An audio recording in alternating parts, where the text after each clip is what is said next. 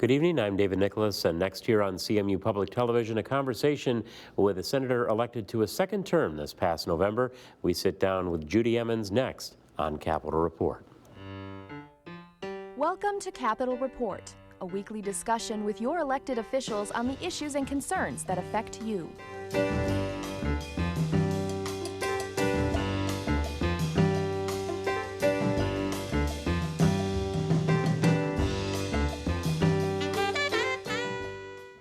My guest this week was elected to 3 terms in the State House and then now has begun a second term in the State Senate in the 33rd District, Clare, Gratiot, Isabella, Mecosta, and Montcalm counties. Congratulations on that re-election, Senator Judy Emmons, and welcome back to Capitol Report. Thank you so much, Dave. Pleasure.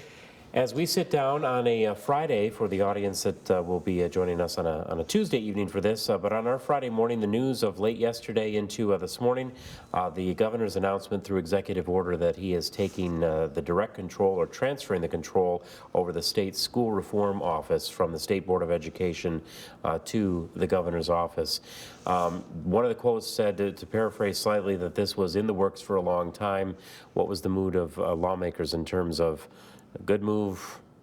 What's your take on this? Interesting. I think we all were not anticipating something like that, although we understand it. I know his goal has been to actually reform those low-performing districts, those especially in Southeast Michigan. We're looking at some real challenges. And there have been some frustrations along the way. I served on education last term. I was frustrated as well. I wasn't totally convinced that the Education Achievement Authority was the way to go, maybe for parts of the state, but maybe we need to be a little more discerning on what we do in the entire state. So to see this move, I understand why he's doing it. He likes action and he likes improvement, and I think he probably believes he can get that under his own jurisdiction.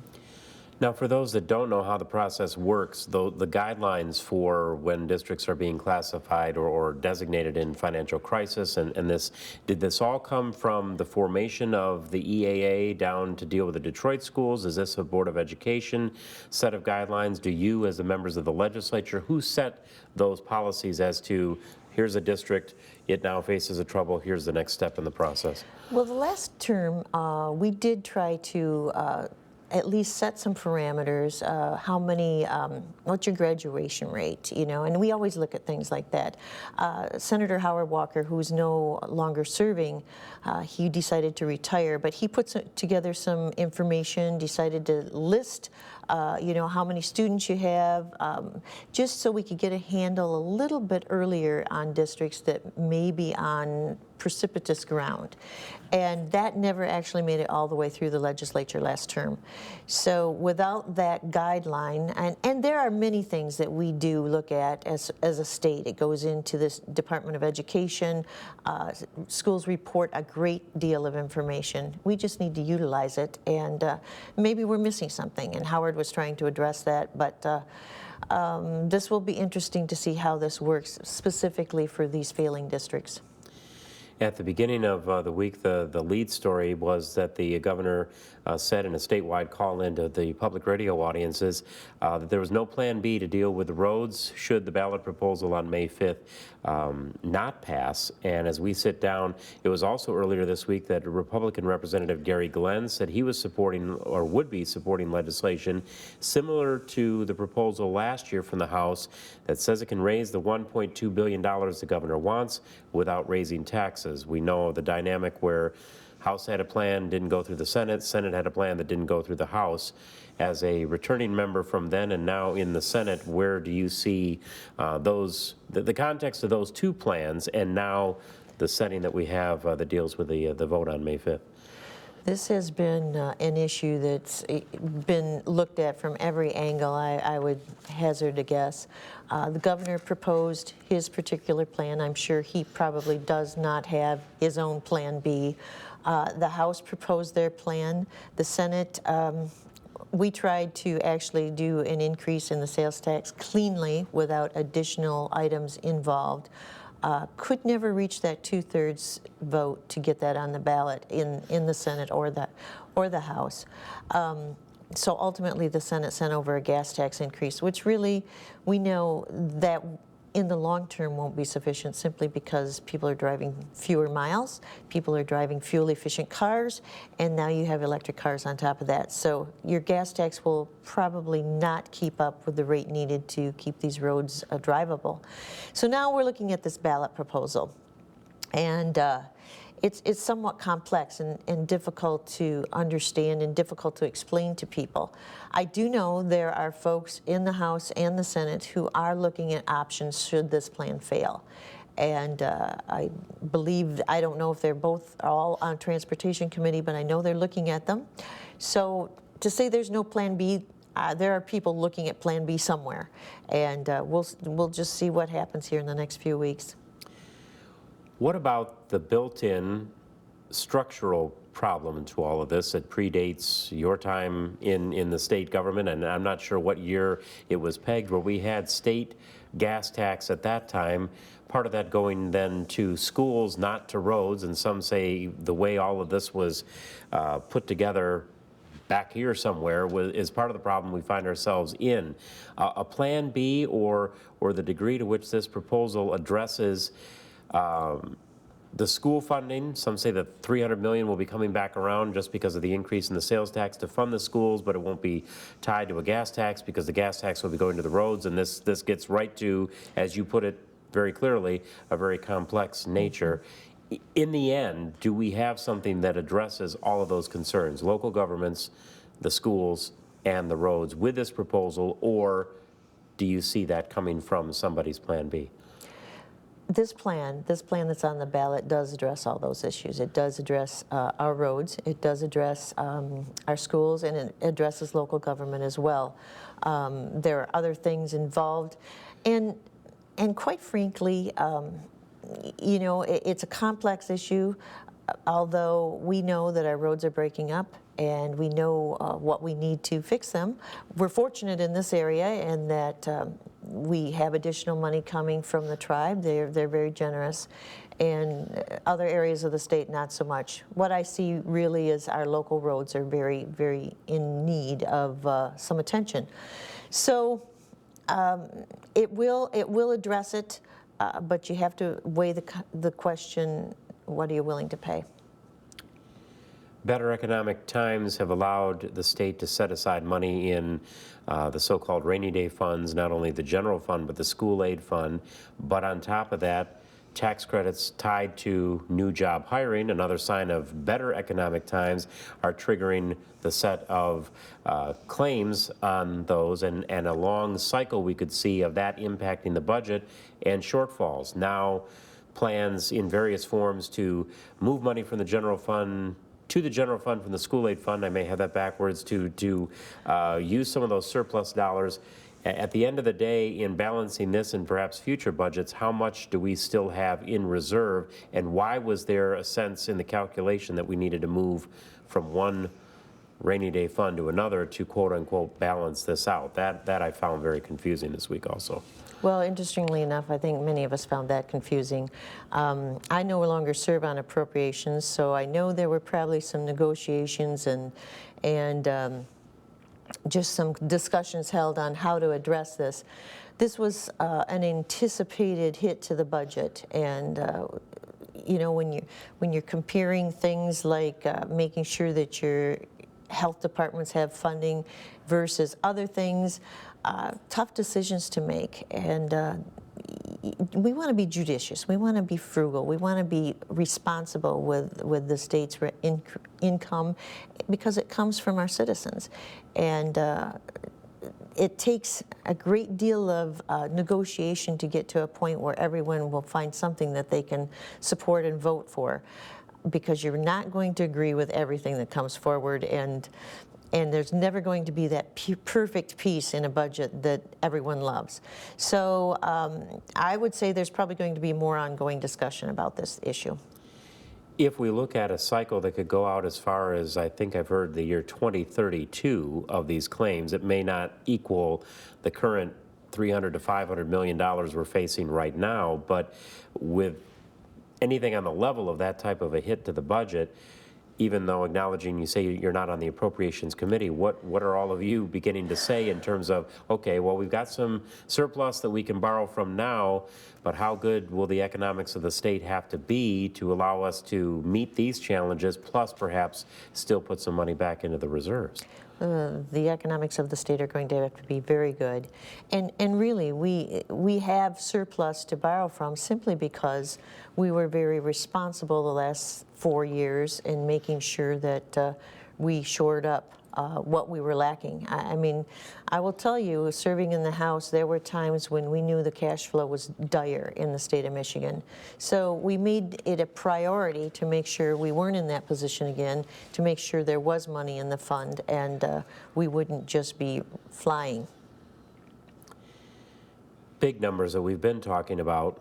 A single-digit number, and that's the number 2, but this may be as troubling, if not more so, than any we've spoken of.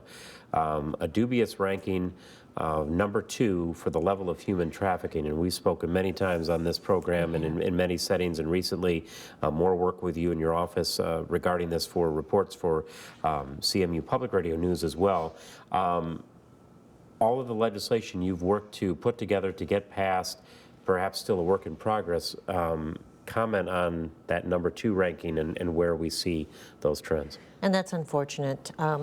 And we knew that when we were doing our research on this legislation, that we were a high number state, that our volume was far more than anybody would want. And of course, we're close to an international border. We're close to a hub like Toledo. Toledo's right up there. You can get anywhere north, south, east, west in a very short period of time. Every survivor we've spoken with at one time or another has come through Detroit, but not just Detroit. You have little airstrips all across the state where people can land and take off and without detection. So we realize we have much more to do. We're grateful that we got 21 bills passed between the House and the Senate and signed into law. Some significant improvements. I'll just highlight the statute of limitations. Previously, a survivor had 6 years to go after their trafficker. We now have it at 25 years. I'd like to totally eliminate it, but if we can't get there yet, I'll accept the 25 years. So that's an improvement because a survivor usually doesn't recognize, and it's tough for people to understand that, but it's a psychological issue. They don't recognize that they were manipulated, coerced, and trafficked until years later, until they've had some emotional support and therapy. So we have more to do. We have more to do addressing what's going on with our children, and primarily through the internet, cybercrimes. Did the process, when you first went into the very substantial effort to take this on, obviously the goal would be to eliminate it altogether. Did you see it as much of an incremental process that we were going to have to get to this first, to this next? Was there a hope that you could get to this, but because politics is politics, we had to settle for something a little bit less? That incremental, and I guess the question of where you still see the biggest challenge. What's the main part of all of this in those 20-plus bills that is the lacking piece? You mentioned the efforts to deal with cybercrime and the internet, but an essence of where we still have the biggest steps to make. A couple places probably. One of the biggest steps, and I sound like a broken record, one of the first steps is making sure that people know what they're seeing. People are aware, because this is an issue that's right next door, in your backyard, in your church, in your school. Wherever you may be, there's probably someone there who's being victimized. And we recognize that the medical professional community, they aren't always aware, because we're not even talking about that in med schools, medical training. So we're working on that. That was a piece of the legislation to put the board together, and they just announced the board, the Health Advisory Board for Human Trafficking, a couple weeks ago, and they will put together essentially a handbook for the medical community, and then we'll work with medical schools to get the information there. But that's just one piece of the puzzle. It's all of us. And I think the other piece, it's the awareness piece, and then the other piece is the fact that we need to make sure our law enforcement agencies have people who are trained in cyber forensics. That's where we find people. That's where we can get the information. That's where we can actually step in and prevent something from happening. Is that more of a training that they don't have, or very don't have as much specialized. that we need to do more in the development of? We need to do more. Yeah. We have folks who are trained in it, but they'll be retiring, and we haven't kept up with the training for additional individuals following them. So there's potential there. We know that trafficking has increased because people are turning from other crimes and turning to trafficking. It's a very easy thing to do, and it's lucrative, and your product, you can sell that product multiple times. So more to do, but we're making progress, and it is a slow process. You think to yourself, you take on this and you say, who's going to be against bills that get rid of human trafficking or attempt to? But every little piece is a little different, and it was a process, and we're happy with the results, but not happy enough to stop. You mentioned something I thought was very interesting in this, and talking about literally the areas of the state, and especially when we look at this district that you represent in your hometown and the areas kind of north, we see pockets where we have some population, but there are some vast open spaces. We got the corridor that goes up the middle of the state, and then a lot of these state roads, and you mentioned, you know, the small airstrips. If we put states along kind of in a map and look at just the unique way a state is laid out, do you think it's made Michigan more vulnerable to it? Because we would assume that something like this is going to be, well, this has got to be a New York City problem. This is a Chicago or an LA problem, because you've got the huge settings with all those people. But the fact that we have these open spaces, has that made us more susceptible or more able to become prevalent and unfortunately rank as high as number two, number 5? Probably so, and of course, different types of trafficking. You know, you think of the urban areas, suburban areas, but in our area, you know, we know of individuals who were trafficked during hunting season, during times like that. So opportunity is everywhere, and yes, Michigan, and it's a large state. I mean, you can travel a long distance and hide out. It's just different types, and the best thing we could do is just get rid of the demand. It's the law of supply and demand. If there's no demand, there's no product to offer. And we note again the work of our radio reporter, Ariel Breen, working with your office. You can find those reports that include the comments of Senator Emmons at WCMU.org. Click on radio and WCMU.org/news. Interesting development in that earlier we had some move on medical marijuana, and then kind of superseded or trumped almost by the announcement that there is a coalition that may want to put a full legalization measure on the 2016 ballot. There's the question of the day: should marijuana be legalized? Interesting. It's an interesting concept. Actually, had spoken to some legislators from Colorado.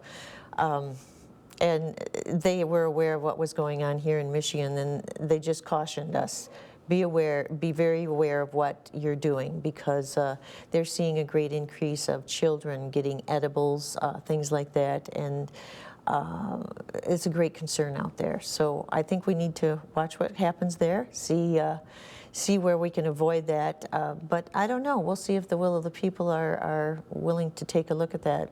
We looked at it once. We didn't get it right the last time, so we'll see if people are willing to take a chance. And I'm going to assume here, not getting it right would be the rather vague language of the medical marijuana piece that was, or the ballot measure that was passed by the voters. And since then, the court challenges, the bills that all of you have had to come back and do to try to clarify what was simply too open, what seems to be, on many agree, too open-ended of a policy. One of those is the thing that we alluded to earlier, which is landlords being able to restrict tenants' use within rental units. Now, at the same time, then, literally within a few days comes the word that there may be a push for full legalization. So where do you see a butting of the heads or a collision course perhaps coming down the line between now and 2016? Well, you're going to have a lot of discussion, no doubt about that. And certainly the whole issue with the landlords, really it was an issue with folks growing it, not being aware that folks were growing it in the rental property and really impacting the value of the property and the structure. So a lot of facets to something like this. One thing always impact someone else or something else, and it's just being responsible. Another measure that came from the House, and you assume in the back and forth that this will be coming to your chamber in the Senate, a bill that would eliminate the $50 million per year in the budget that's being spent on film and television incentives. We saw the number go up, go down. We literally outbid New Mexico and other states when this was initially put in. Now, as we look at budget issues and whether or not it's paying its way and so forth, where would you stand? Where do your colleagues in the Senate look at this as it potentially comes over to your side? This is going to be interesting because, and of course, a lot of new folks in the House, they're getting their feet under them and getting a sense of how the budget works. We in the Senate had worked on this previously. I know that there will be discussion because it's going to be completely different bills probably addressing this. Really, when you get to an issue like this, you have to come down to, especially when your budget is starting to get tight, you have to come down to the decision, where's your return on the investment? You know, if your health departments are being cut in the middle of the year and you're not getting the return on the investment of the $50 million you thought you were going to get, maybe you ought to cut your losses and stick to taking care of your health department. You know, that's just one example of how you try to balance a budget and yet maintain an economic driver in the state. An address being given perhaps literally as we sit down and talk here today from the governor regarding energy policy. We are in the year when we were supposed to get to the level of 10% of renewable energy production by 2015. Many were then wanting us to be ramping along to 25% by 2025. Now again, the give and take and not having the text of what the governor's address is going to be. You're in an area where there's a lot of wind production. Your district has that large wind farm down through Gratiot County. Should we move to another portfolio standard? Should we stick to the 10%? What should we do? This is going to be an interesting discussion. We've seen how it's worked these last few years, and what I'm understanding for our area there in Gratiot County, it is much more productive than even they anticipated as far as the generation capacity. So they're building more, if I understand it correctly, and it's being utilized.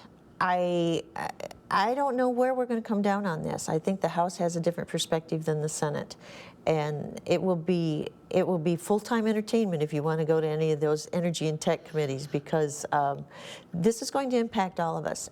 You know, and you really do have to get to a point where you ask yourself, how much can people afford to pay for electricity? We're a high-cost state, and you can't make people choose between their electricity and their food budget. So we have to weigh that in everything that we're doing.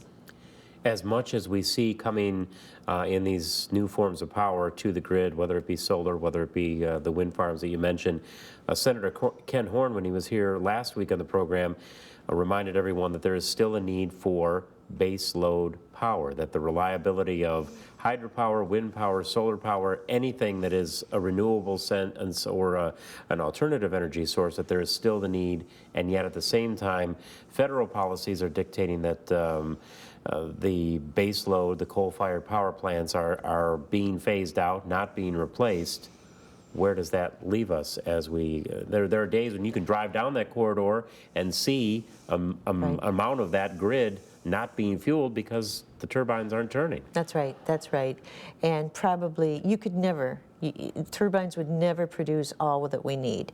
It's going to have to be a blend of many things. In Michigan, it makes sense to utilize natural gas, but as my colleagues have pointed out when we've had discussions, you're talking about really just making sure there's that standard, that base that you can't build out quick enough. If they get rid of coal plants by a year or two from now, I don't know that we'll be ready for that, and that's a concern as well. Lots of things that we were able to touch on, and even things that could be changing shape just because of events going on as we sit down today before our audience even catches up with this. But as always, we appreciate your time out of a busy schedule to address all of those. Good to have you back. Thanks. It's my pleasure. And we've been talking with Senator Judy Emmons of the 33rd District here on Capitol Report. A reminder that this program will be in a repeat broadcast this coming Saturday, the 21st at 6:30, and also a week from today at 5 a.m., another new addition to the repeats. And as always, we then, within a few days, are loading these to our website, WCMU.org. Click on the TV and the local productions. You'll find a link to Capitol Report as we build in all of the programs from this current season. For all of the crew here and to our guest, Senator Emmons, thanks as always for your time and attention. We'll talk again. You've been watching Capitol Report. Join us again as your elected officials speak to your concerns on current issues.